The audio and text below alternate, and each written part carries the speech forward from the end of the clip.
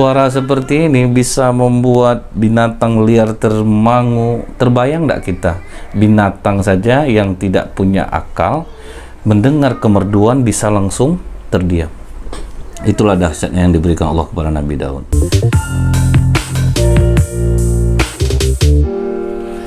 A'udzubillahi minasyaitonirrajim. Bismillahirrahmanirrahim. Assalamualaikum warahmatullahi wabarakatuh. Innal hamdalillah nahmaduhu wa nasta'inu wa nastaghfiruh wa na'udzu billahi min syururi anfusina wa min sayyiati a'malina. May yahdihillahu fala mudhillalah wa may yudlil fala hadiyalah. Asyhadu an la ilaha illallah wahdahu la syarikalah wa asyhadu anna Muhammadan abduhu wa rasuluh. Allahumma shalli wa sallim wa barik ala hadzal nabiyil karim wa ala alihi wa sahbihi ajmain. Kaum muslimin dan muslimat di mana saja berada, yang semoga kita semua senantiasa dirahmati oleh Allah. Kita kembali melanjutkan tentang kisah Nabi Daud alaihissalam. Di dalam surah Al-Baqarah ayat 251, Nabi Daud ini dia seorang raja dan juga sekaligus seorang nabi. Artinya di dalam Islam ini orang berkuasa pun bisa menjadi orang yang taat kepada Allah selama dia tidak melenceng dari aturan Allah. Dalam Al-Quran disebutkan dalam surah Al-Baqarah 251 ini, A'udzubillahi minasyaitonirrajim.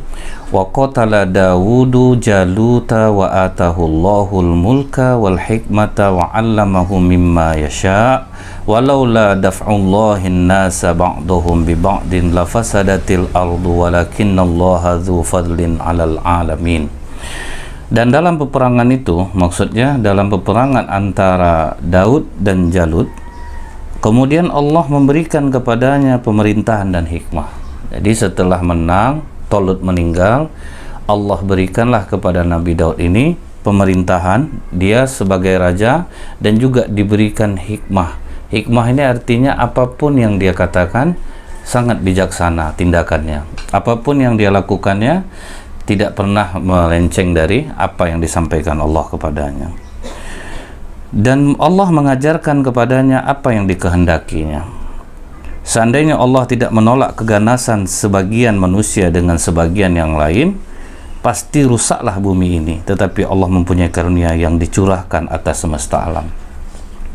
Nah, disinilah kita itu harus tahu bahwa setiap kali ada orang zalim, Allah juga sediakan orang yang baik untuk mencegah langkah dari orang yang zalim ini berbuat yang jauh lebih buruk. Andaikan Allah tidak adakan orang-orang yang pemberani, tentu akan rusak binasalah bumi ini, karena yang merasa kuat dia akan menguasai orang yang lemah. Kita lihat lagi bahwa apa kelebihan Nabi Daud lagi yang diberikan oleh Allah di dalam surat Saba ayat 10 sampai 11. Di situ dikatakan Allah, dan sesungguhnya telah kami berikan kepada Daud karunia kami. Apa kata Allah kepada gunung-gunung? Hai gunung-gunung dan burung-burung, bertasbihlah berulang-ulang bersama Daud. Jadi makanya kalau kita mendaki gunung, jangan kita anggap gunung itu mati kemudian kita berbuat yang tidak-tidak di sana. Karena gunung ternyata juga diperintahkan Allah bertasbih kepadanya. Nah, banyak orang mengatakan bahwa gunung itu ada penghuninya, ada. Bukan, gunung itu sendiri mereka bertasbih kepada Allah. Artinya mereka takut kepada Allah. Nah, kalau kita yang naik, yang jalan ke gunung, berbuat yang tidak-tidak, berkata yang tidak baik, tentu gunung yang bertasbih kepada Allah ini juga terganggu jadinya. Nah, makanya jangan buat maksiat, karena gunung pun diperintahkan Allah untuk bertasbih. Dan burung-burung, ternyata burung-burung juga bertasbih kepada Allah. Berulang-ulang dikatakan oleh Allah dalam ayat ini. Apalagi yang diberikan Allah kepada Nabi Daud, kami telah melunakkan besi untuknya. Jadi besi yang keras itu lunak di tangan Nabi Daud. Jadi mudah dia mau nganyam bikin apa aja dari besi itu, sangat mudah dan tanpa menggunakan api. Apa perintah Allah? Buatlah baju besi yang besar-besar dan ukurlah anyamannya. Tidak menggunakan paku, pokoknya semua menggunakan tangan seperti benang yang lunak. bagi Nabi Daud. Dan kerjakanlah amalan yang soleh, sesungguhnya Allah melihat apa yang kamu kerjakan. Nah, dari sini Allah perintahkan kepada kita, hendaklah kita selalu mengerjakan amal yang soleh, amal yang diridhoi Allah, supaya Allah senantiasa menolong kita.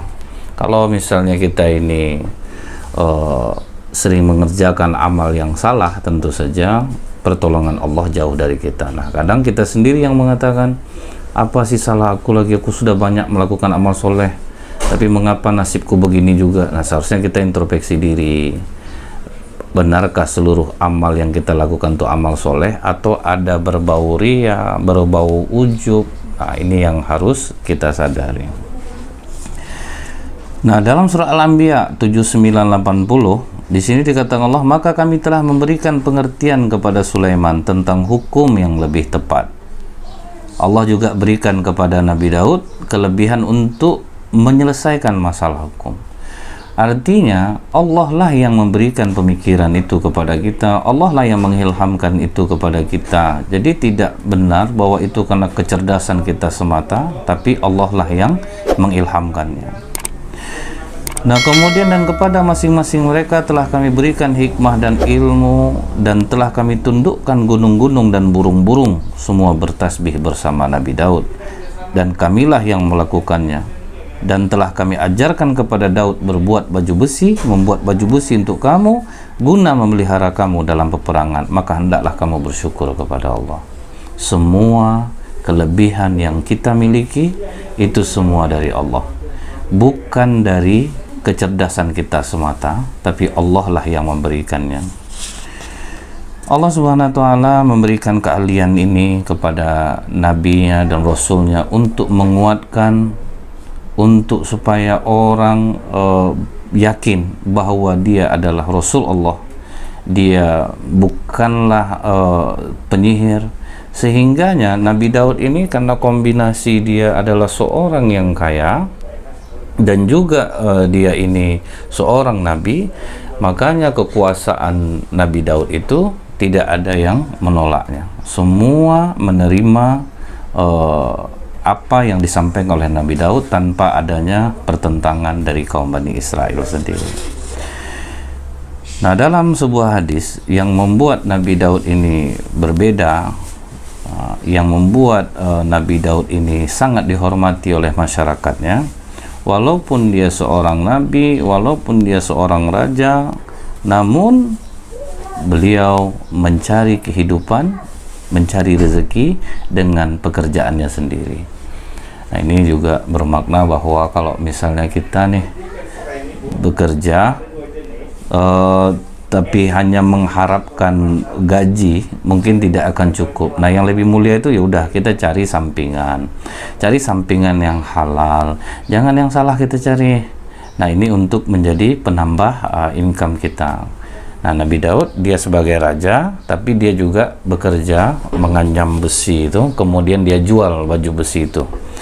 Nah, ini suatu contoh yang baik bagi para pekerja, pengusaha. Jangan sampai kita ini lemah dari mencari sampingan untuk memenuhi kebutuhan kita. Nah, kadang kita tuh udah sadar sebetulnya ini pencarian aku tidak cukup, tetapi dia hanya berdiam diri, tidak mau mencari, meminta kepada Allah tambahan dengan jalan yang diridhoinya. Jadi jangan dibuat penuh. Banyak taat kita kepada Allah, lakukan amal soleh, banyak bersyukur, mohon tambahan kepada Allah. Nah, disitulah nanti Allah akan memberikan rezeki kepada kita. Banyak orang yang melakukan kesalahan kan karena itu dia bekerja tidak cukup, akhirnya itu dijadikannya dalih untuk dia bisa melakukan kejahatan, untuk dia bisa mencurangi orang lain, untuk bisa dia menipu orang lain. Nah, ini yang harus kita jangan sampai mengikuti hal yang seperti ini. Nah, kadang kita ini udah sholat, kita udah zikir, kita udah ngaji, tapi kita lupa dengan hal ini, sehingga kita menghalalkan segala cara untuk mendapatkan rezeki. Nah, kemudian di dalam sebuah hadis Bukhari Muslim, apa kata Rasulullah? Sholat yang paling disukai oleh Allah adalah sholat Nabi Daud. puasa yang paling disukai oleh Allah adalah puasa Nabi Daud. Nah, jadi di sini terlihat beliau ini keras dalam mencari dunia. Beliau bekerja, tetapi ketaatannya lihat. Sampai Rasulullah mengakui bahwa sholat yang paling baik, sholat Nabi Daud, puasa yang paling baik, puasa Nabi Daud. Satu hari puasa, satu hari tidak. Nah, jadi mintalah kita kepada Allah supaya kita ini secara duniawi kita kuat mencari, secara ukhrawi kita juga taat kepada Allah. Nah, ini satu keberuntungan yang besar kalau Allah memberikannya kepada kita. Di dalam surat 17 sampai 20, dan ingatlah hamba kami Daud yang mempunyai kekuatan. Nah, Allah, Nabi Daud itu kuat. Dia amat taat kepada Tuhannya. Jadi kuat, dia amat taat kepada Tuhannya. Sesungguhnya kami menundukkan gunung-gunung untuk bertasbih kepadanya waktu petang dan pagi. Nah, kalau kita kan ada di zikir pagi, zikir petang. Ini sangat diutamakan kita membacanya. Dan kami tundukkan burung-burung dalam keadaan terkumpul. Masing-masing amat taat kepada Allah, dan kami kuatkan kerajaannya, dan kami berikan kepadanya hikmah dan kebijaksanaan dalam menyelesaikan perselisihan. Nah, kita lihat ternyata makhluk-makhluk Allah ini adalah makhluk yang taat. Burung-burung taat kepada Allah, gunung-gunung taat kepada Allah. Jadi jangan nih kita ini semena-mena dengan binatang, karena mereka bertasbih kepada Allah. Mereka juga menyucikan Allah, mereka senantiasa memuji Allah. Dan juga kita melihat Al-Auza'i berkata, Abdullah bin Amir memberitahu kami, Nabi Daud itu diberikan Allah suara yang sangat merdu yang belum pernah diberikan kepada seorang pun. Dalam riwayat ini, kalau Nabi Daud itu membaca Zabur, burung-burung dan binatang berhenti termangu. Nah, siapa yang punya suara si indah ini? Jadi jangan ngakulah kita suara kita bagus, hebat. Nah, nanti di akhirat nanti kita akan tahu bagaimana merdunya suara Nabi Daud. Burung-burung aja mendengar, binatang liar yang garang itu bisa langsung berhenti terdiam mendengarkan kemerduan suaranya. Jadi kalau misalnya ini kemampuan suara seperti ini bisa membuat binatang liar termangu, terbayang tidak kita binatang saja yang tidak punya akal mendengar kemerduan bisa langsung terdiam. Itulah dahsyatnya yang diberikan Allah kepada Nabi Daud. Sampai apa kata Wahab bin Munabbih, tidak seorang pun yang mendengarkan kemerduan suara Nabi Daud melainkan dia akan berjalan seperti orang berdansa. Itu spontan. Nah, jadi dalam riwayat ini spontan saking merdunya suara Nabi Daud ini. Dan beliau, kalau orang mendengarkan suaranya, binatang-binatang akan berhenti mendengar kemerduannya sampai mereka biarlah lapar dulu sampai selesai mendengarkan suara Nabi Daud alaihissalam ini. Apalagi kata Abdul Razak dari Ibnu Juraid tentang membaca kitab suci dilakukan. Jadi bagaimana melakukan kitab suci? Nah, kan sekarang ini kan kita ada murotal iramanya, ada kita mendengar juga tilawatil Quran, musabaqah. Jadi hal itu tidaklah mengapa. Kata Abdul Razak, aku pernah mendengar Ubaid bin Umar berkata, dulu Nabi Daud bahkan mengambil rebana, pakai rebana dia menabuhnya, lalu membaca kitab Zabur, dia mengulang-ulang suaranya, dia menghendaki dengan hal itu agar bisa menangis. Jadi memang membaca Al-Quran dengan suara yang merdu itu sangat dianjurkan. Apa kata Rasulullah SAW? Abu Musa al-Asy'ari dianugerahi keindahan suara dari seruling Nabi Daud. Jadi kalau di kalangan sahabat, Rasulullah memuji Abu Musa al-Asy'ari karena suaranya sangat indah dan bagus. Sampai kata sahabat, kami pernah mendengar seruling dan kecapi, tapi kalau mendengar suara Abu Musa al-Asy'ari itu lebih bagus dari kedua alat itu. Nah, artinya membaca Al-Quran ini dengan perenungan yang membuat kita menangis itu adalah hal yang baik, tidak masalah untuk dilakukan. Di dalam surat Shad 20, wa syadatna mulkahu wa atainahul hikmata wa faslal khitab, dan kami kuatkan kerajaannya dan kami berikan kepadanya hikmah, kebijaksanaan dalam menyelesaikan perselisihan. Nah, ini kita ambil contoh nih, perselisihan yang seperti apa. Pernah ada dua orang datang kepada Nabi Daud alaihissalam. Yang satu menuduh kawan yang satunya ini telah menzolimi dia, mengambil barangnya.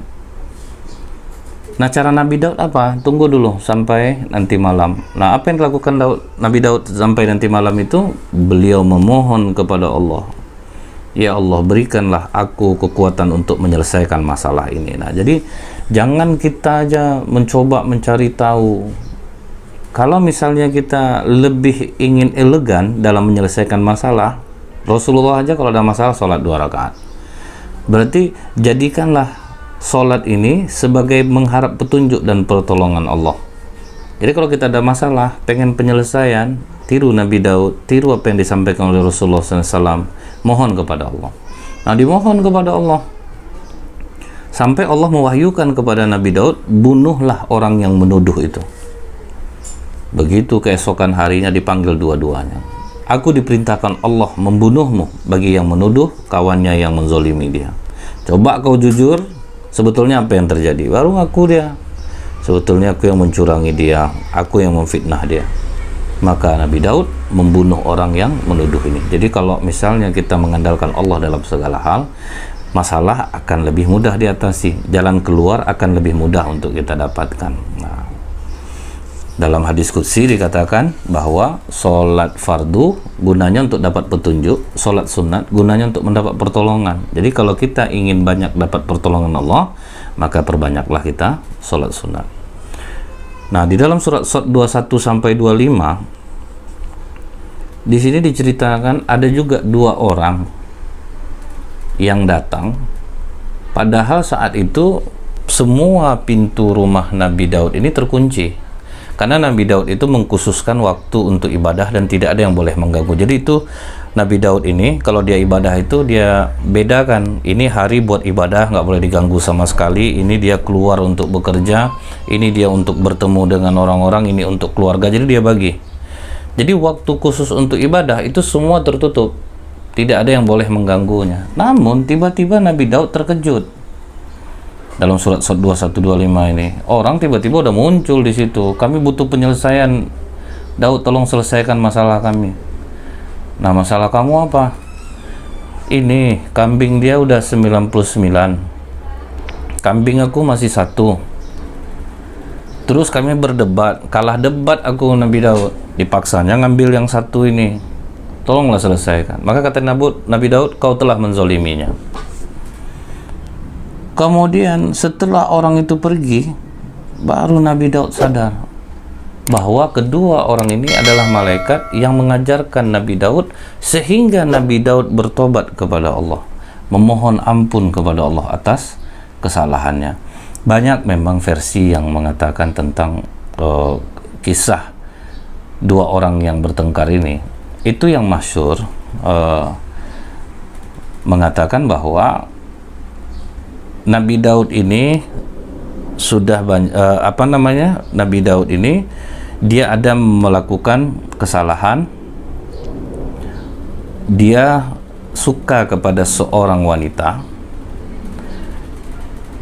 dan dia perempuan ini akan menikah. Jadi Nabi Daud sengaja menugaskan calon suami perempuan ini untuk bertugas jauh. Nah, jadi Nabi Daud sudah punya banyak istri, 99 orang. Dia suka kepada seorang perempuan dan ternyata calon suaminya adalah prajurit Nabi Daud. Nah, ditugaskan jauh. Ini diakibatkan apa? Kalau kita lihat dari riwayat yang lain, tapi ini adalah kisah Israiliyat. Kisah Israiliyat ini boleh dipercaya, boleh tidak, tetapi jangan diabaikan. Nah, itu. Jadi itu yang maksudnya kisah Israiliyat. Dia tidak bisa juga menjadikan sandaran. Karena tidak mungkin Nabi Allah juga akan berbuat buruk. Tapi ini hanya sebagai tambahan pengetahuan bagi kita. Nabi Daud karena dia banyak beribadah, karena banyak amalnya, karena ada sedikit terbesit di hatinya kebanggaan bahwa aku telah banyak melakukan kebaikan dan tidak melakukan dosa. Maka Nabi Daud diuji oleh Allah. Dia melihat ada burung yang sangat indah di jendela. Dia kejar burung itu. Nah, waktu dia mengejar burung itu, nampaklah dia Uriah ini, perempuan ini yang bernama Uriah. Nampak perempuan itu terbayang-bayang oleh Nabi Daud. Nah, itu nih riwayat sebelumnya. Jadi dia pengen Uriah ini menjadi istrinya. Nah, sementara istri Nabi Daud udah 99. Dapat kabar dia bahwa calon suaminya ini prajurit Nabi Daud sengaja ditugaskan jauh-jauh supaya Nabi Daud bisa menikahi Uriah ini. Nah, makanya Allah memberikan teguran kepada Nabi Daud dengan mendatangkan 2 orang malaikat yang mempunyai masalah. Satu 99 kambingnya, yang satu dimintanya juga kambing akunin Nabi Daud.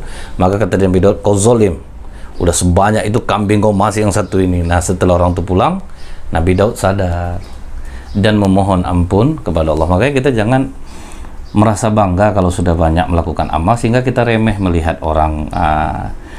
Kapan perlu kita itu terus merasa bahwa amal ibadah kita ini tidak diterima oleh Allah, sehingga kita terus memohon kepada Allah, terus melakukan kebaikan. Nah, ini kenapa Nabi Daud sujud di surat Shad ini. Maka kata Rasulullah SAW bahwa sujud di saat membaca surat Shad itu, sujud Nabi Daud itu untuk bertobat kepada Allah. Apa kata Rasulullah SAW? Sesungguhnya manusia yang paling dicintai Allah pada hari kiamat dan paling dekat kedudukannya dengan Allah adalah pemimpin yang adil. Jadi pemimpin yang adil ini pemimpin yang bisa meletakkan sesuatu pada tempatnya. Nah, kalau kita lihat Rasulullah itu, ada anak umur 16 tahun dijadikannya panglima perang, justru Umar bin Khattab radhiyallahu an, Abu Bakar Siddiq menjadi prajuritnya. Nah, jadi Rasulullah itu kemampuan untuk meletakkan sesuatu pada tempatnya itu dia tidak memandang umur, tidak memandang jenjang karir. Kalau mampu, taruh dari situ. Nah, itu lebih mempercepat kita berhasil. Gitu. Kalau menunggu jenjang itu kan cukup lama jadinya. Tapi kalau orang punya kemampuan, letakkan dia di sana, insya Allah akan sukses jadinya. Nah, inilah kelebihan Rasulullah sebagai pemimpin. Kemudian kata Rasulullah, dan yang paling keras siksanya adalah pemimpin yang durhaka lagi zalim. Nah, sebaliknya juga, kalau sempat waktu memimpin zalim, sering memecat-mecat orang, memindahkan orang tanpa sebab, memutasikan orang karena sentimen pribadi, ini jangankan di akhirat, di dunia pun dia sudah akan mendapatkan azabnya. Karena ada 2 dosa yang disegerakan di dunia ini. Yang satu adalah menzolimi orang, yang kedua adalah memutuskan hubungan silaturahim. Belum mati di dunia pun udah kena jadinya. Nah, ini yang saya sampaikan tadi, bahwa nanti di akhirat Nabi Daud itu berada di tiang ars. Kemudian Allah katakan, wahai Daud, dendangkanlah suaramu. Kata Nabi Daud, bagaimana ya Allah, karena engkau telah mencabutnya. Maka kata Allah, aku kembalikan kepadamu. Nah, ini yang dalam hadis ini disebutkan bahwa nanti di surga itu orang makin tenang, makin bertambah kebahagiaan mendengar suara Nabi Daud alaihissalam. Nah, jadi Nabi Daud ini komplit, raja berkuasa, seorang nabi, memiliki fisik yang kuat, taat ibadah. Apalagi besok alasan kita di sisi Allah, karena saya kesibukan ya Allah. Mana sibuk dari Nabi Daud? Merasa suara bagus. Siapa yang merasa suara paling bagus sehingga melupakan Allah? Nah, besok coba tes dengan suara Nabi Daud. Nah, baru sadar dia bahwa semua yang terjadi sekarang tidak akan bisa kita jadikan alasan besok di sisi Allah. Nah, kalau soal kelembutan, lihat tuh Nabi Muhammad SAW. Soal kekuatan, nih lihat Nabi Daud alaihissalam. Oh, ngaku saya tampan, saya tergoda, dia tuh Nabi Yusuf. Bisa besok menjadi perbandingan di akhirat. Nah, sekarang kita sampai kepada masa hidup Nabi Daud. Kalau kita ingat lagi, waktu kita mengkisahkan Nabi Adam, Nabi Adam melihat ada anak keturunannya yang bercahaya mulutnya. Sehingga Nabi Adam bertanya kepada Allah, siapa anak cucuku yang bercahaya mulutnya ini ya Allah? Kata Allah, namanya Daud. Dilihat oleh Nabi Adam di keningnya ini, ternyata umurnya hanya 60 tahun. Nah, Syukurnya kita nih nggak bisa saling lihat nih. Kalau sempat bisa saling lihat, kita nih tahu gitu, wah kau umur kau 2 bulan lagi. Wah, jadi Nabi Adam itu mukjizatnya, dia bisa melihat umur dari antara kedua sudut mata ini, kening, di atas kening ini. Kemudian kata Nabi Adam, bolehkah ditambahkan umurnya 40 tahun ya Allah? Kata Allah, tidak bisa, kecuali umur kau dikurangkan, bisa kau berikan kepada Daud. Nah, umur Nabi Adam 1000 tahun, dikasihlah kepada Nabi Daud 40 tahun. Makanya umur Nabi Daud itu menjadi 100 tahun. Nah, kalau kita ingat lagi, waktu Nabi Daud umur 60, sebetulnya Nabi Daud mau tewas lagi itu, dikudeta oleh anak kandungnya sendiri yang bernama Absalom. Absalom ini iri kepada Nabi Sulaiman, saudaranya. Karena Nabi Sulaiman ini selalu dibawa-bawa oleh Nabi Daud, karena cerdas. Absalom merasa ini nampaknya nanti kerajaan ini bukan jatuh ke aku, tapi jatuh kepada Nabi Sulaiman. Nah, disitulah dia merencanakan pembunuhan terhadap ayahnya sendiri, Nabi Daud.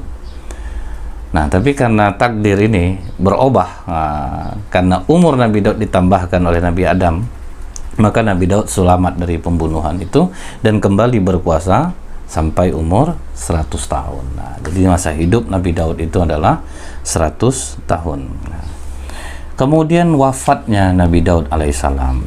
Ini kita lihat dalam hadis riwayat Ahmad. Nabi Daud ini sangat ketat di rumah itu.